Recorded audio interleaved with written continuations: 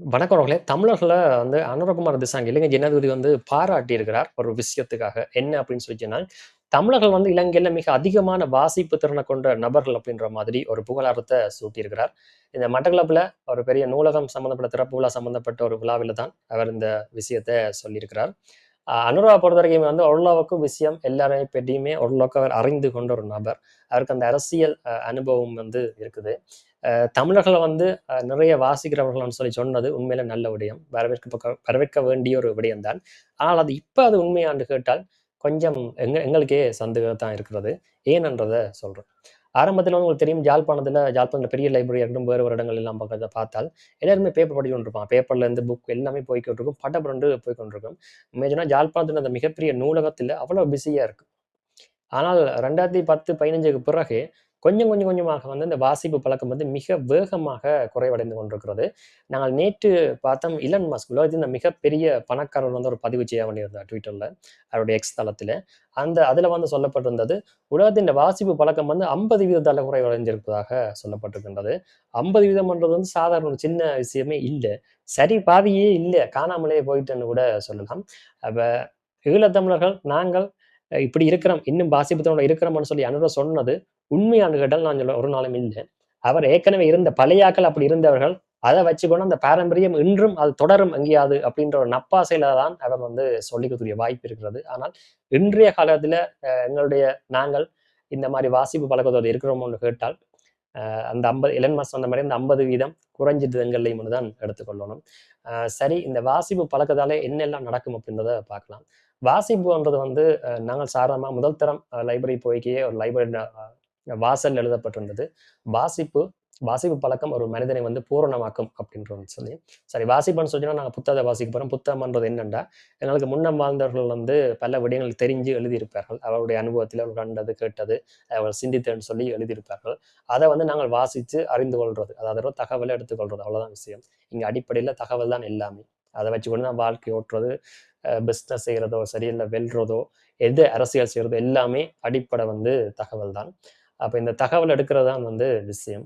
இப்ப ஏன் அது வந்து இந்த வாசிப்பு பழக்கம் வந்து குறைவடைந்திருக்குது அப்படின்னு சொல்லி பார்த்தால், அந்த தரவ எடுக்கிறதுக்குரிய அந்த மூளை வந்து இல்ல அவர்களிடம்னு சொல்லலாம். அதாவது மூளை இல்லைன்றத தாண்டி, அந்த மூளையின் இயல்பு வந்து மாறிவிட்டது அப்படின்னு கூட சொல்லலாம். இப்ப இந்தியன் மூளை வந்து சின்ன சின்ன விஷயங்கள்லாம் தரவ எடுத்துக்கொண்டிருக்கு. எப்படின்னு சொன்னா, ஒரு சின்ன ரயில் வீடியோ, இல்ல சின்னதா ஒரு வீடியோ அப்படின்ற மாரி தான் போகுது. இப்ப இணையதளங்கள்ல எழுதப்படுற விடயங்களே வந்து மக்கள் படிக்கிறதில்லை அப்படின்னு சொல்லி சொல்லப்படுகிறது. அப்படி இருக்கைக்கு புத்தகத்த எல்லாம் எங்க வாசிக்க போறாங்கன்றது உங்களுக்கு சாதாரணமாகவே புரியும். புத்தகம் வாசிக்கிற வழக்கம் இல்லாம போய், பிறகு இணையதளத்தில புத்தகத்த சுருக்கி தான் இணையதளங்கள்லயே வெளிக்கொண்டு வந்தார்கள். இப்ப இணையதளம் வாசிக்கிறதும் இல்லாம போயிடும். சொன்னால் புத்தகம் வாசிக்கிற கஷ்டம்னு தான் இணையதளத்த வாசிச்சோம். இப்ப இணையதளத்தில வாசிக்கிற கஷ்டம், அத இன்னும் சுருக்கி YouTubeல ஒரு 5 நிமிஷ வீடியோவாக போடுவார்கள். இப்ப அத பார்த்துக் கொண்டிருக்கிறோம். இப்ப அடுத்த கட்டம் வந்துட்டேன்னு சொன்னா, அத இன்னும் சுருக்கி அ நாங்க ரீல்ஸ்ல சின்னதா போடுறோம். அதாவது 20, 25 செகண்டுக்குள்ள போட்டுறணும். அதையும் சுருக்கி ஏஐ வந்து 2 லைன், 3 லைன்ல திருக்குறள் சைஸ்ல வந்துரும். அ திருவள்ளுவர் வந்து தெரிஞ்சுதான் அந்த காலத்திலேயே இந்த மாரி 7 சொல்லிலேயே வெளியிட்டு போயிருப்பார்ன்னு நெனைக்கிறேன். சொன்னால் "கணக்கெல்லாம் எதுக்குடாப்பா?" அப்படின்ற மாரி. அ அப்படி இருக்கேக்க அனுரா வந்து இந்த மாரி சொன்னான்ற வந்து உண்மையில அவர் ஒரு நப்பாசைலாம் சொல்லியிருக்கிறார். ஆனால் நாங்கள் ஒப்பிட்டு பார்த்ததுல சிங்கள மக்கள் மத்தியில கொஞ்சம் அந்த படிப்பு வாசிப்பு வந்து இப்ப அதிகரிச்சிருக்கிறதாக சொல்லப்படுகிறது. உண்மையில நல்ல விஷயம். காரணம் அது யாரா இருந்துட்டு போகட்டும். ஆனால் என்ன, அவைக்கு தேவையான விடயங்கள வந்து அவர் வாய்ச்சுக் கொள்றார்கள். அத வாசிக்க வேண்டிய முறை கட்டாயம் இருக்குது. காரணம், அ ஒரு மனிதன் அதான் சொன்னேன். ஒரு மனுஷன் பூரணமடைகிறான். அப்ப ஒரு நாடு வாசிக்க அந்த நாடு வந்து பூரணமடையும். அடிப்படையே வாசிப்பு தான். நீங்க கண்டுபிடிப்புகள்ல இருந்து ஒரு நாடு உருவாக்கப்பட்டது சரி பெரிய பெரிய உலகத்துல பெரிய பெரிய விஷயம் செய்த எல்லாருமே வந்து வாசிப்பாளர்கள் தான். அதாவது நீண்ட நெடிய வாசிப்பு தொடர்ச்சியாக வாசிக்கிறார்கள் தான்.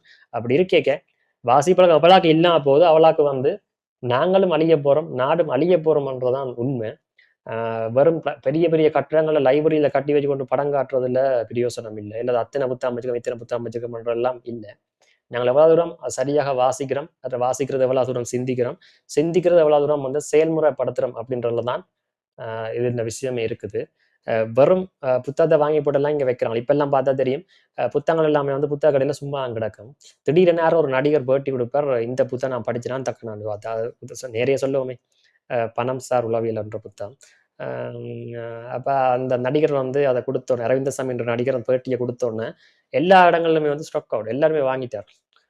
அப்ப நான் அப்பவே சிரிச்சேன் நான் நக்கலடிச்சு. எல்லாரும் வாங்கிட்டே இப்ப எல்லாம் படிச்சு போட்டு போயிருக்க போறான்னுட்டே இல்ல படிக்க வேண்டாம். வாங்குறதா இது. சரி என்ன இவ்வளவு காலம் அந்த புத்தகம் வந்திருக்குது அதை பற்றி தேடிட்டு இல்ல. அறிவுன்றது தேடுறதால கிடைக்கிற ஒரு விஷயம்.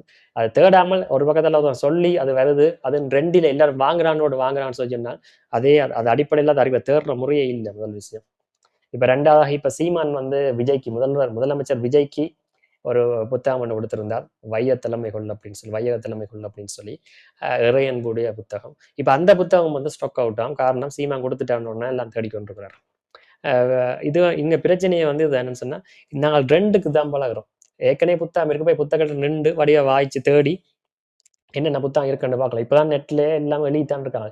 என்னென்ன புத்தகம், என்னென்ன கேட்டகரில இருக்குன்ற எல்லாமே, இல்ல என்னென்ன புத்தகம் வெளியது எல்லாமே வந்து கொண்டிருக்கும். எதுவுமே தேடுறதில்ல.